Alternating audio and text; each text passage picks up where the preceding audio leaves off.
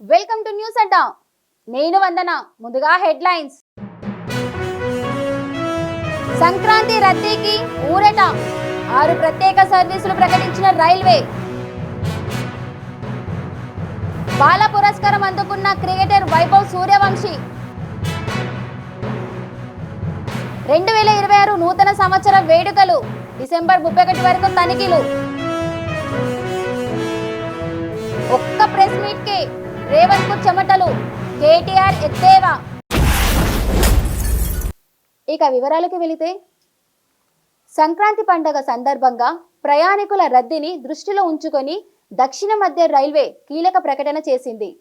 ప్రయాణికుల సౌకర్యార్థం కాకినాడ, సికింద్రాబాద్ మీదుగా వికారాబాద్, నాందేడ్ మార్గాలలో అలాగే మచిలీపట్నం మార్గంలో మొత్తం 6 ప్రత్యేక రైళ్లను నడపాలని రైల్వే నిర్ణయించింది.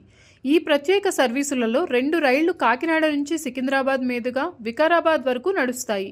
మరో 2 రైళ్లు నాందేడ్ నుంచి కాకినాడ మార్గంలో, మిగిలిన 2 రైళ్లు మచిలీపట్నం టు వికారాబాద్ మధ్య సేవలు అందిస్తాయి.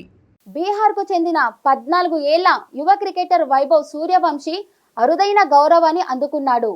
క్రీడల విభాగంలో అతడు కనబరిచిన అసాధారణ ప్రతిభకు గుర్తింపుగా ప్రధానమంత్రి రాష్ట్రీయ బాల పురస్కారం వరించింది.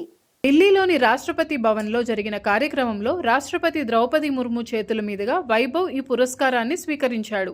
ఈ పురస్కార ప్రదానోత్సవం కారణంగా వైభవ్ ప్రస్తుతం జరుగుతున్న విజయ్ హజారే ట్రోఫీలో మణిపూర్తో జరిగిన మ్యాచ్కు దూరంగా ఉండాల్సి వచ్చింది. అంతకుముందు అరుణాచల్ ప్రదేశ్తో జరిగిన మ్యాచ్లో వైభవ్ 190 పరుగులతో అద్భుత ప్రదర్శన చేసిన సంగతి తెలిసిందే. అవార్డుల కార్యక్రమంలో పాల్గొనేందుకు రాష్ట్రపతి భవన్కు హాజరు కావడంతో అతను మ్యాచ్ ఆడలేకపోయాడు. 2026 నూతన సంవత్సర వేడుకల నేపథ్యంలో డిసెంబర్ 31 వరకు హైదరాబాద్ కమిషనరేట్ పరిధిలో డ్రంక్ అండ్ డ్రైవ్ స్పెషల్ తనిఖీలు చేపట్టనున్నట్లు ట్రాఫిక్ పోలీసులు తెలిపారు. ఇందులో భాగంగా ఈ రోజు నిర్వహించిన తనిఖీలలో 304 మంది పట్టుబడ్డారు. ట్రాఫిక్ పోలీసులు వారి వాహనాలను స్వాధీనం చేసుకున్నారు.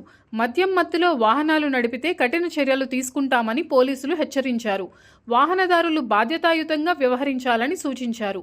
ఈగల్ టీం సిబ్బంది మేడిపల్లిలోని గంజాయి పెడ్లర్స్పై దాడులు నిర్వహించి పలువురిని అరెస్ట్ చేసింది.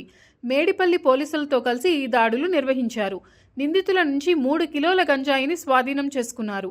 అరెస్టైన వారిని అక్రమ్, షఫీ, పృథ్వీరాజ్, రాహుల్గా గుర్తించారు.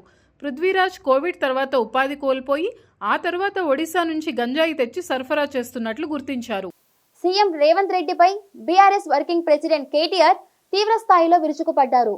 కేసీఆర్ నిర్వహించిన ఒక్క ప్రెస్ మీట్ తోనే రేవంత్ రెడ్డికి ముచ్చెమటలు పట్టాయని, అలాంటిది ఆయన అసెంబ్లీకి వస్తే రేవంత్ గుండె ఆగి చనిపోతాడని సంచలన వ్యాఖ్యలు చేశారు. మా అయ్య మొగోడు, తెలంగాణ తెచ్చిన మొనగాడు, ఆయన పేరు నేను బరాబర్ చెప్పుకుంటా అని కేటీఆర్ అన్నారు. తాను గుంటూరులో ఇంటర్ చదివితే రేవంత్ రెడ్డికి వచ్చిన నొప్పేంటని ప్రశ్నించారు. రేవంత్ అల్లుడు కూడా ఆంధ్ర వ్యక్తే కదా, ఆయన చిట్టినాయుడు కాదు, భీమవరం బుల్లోడు అంటూ వ్యక్తిగత విమర్శలు చేశారు. సంచులు మోసి జైలుకు వెళ్లి పేమెంట్ కోటాలో రేవంత్ రెడ్డి ముఖ్యమంత్రి అయ్యారని కేటీఆర్ ఆరోపించారు. ఇవి ఇప్పటి వరకు ఉన్న అప్డేట్స్. మరిన్ని వార్తలతో మళ్ళీ కలుద్దాం. అంతవరకు సెలవు. నమస్కారం.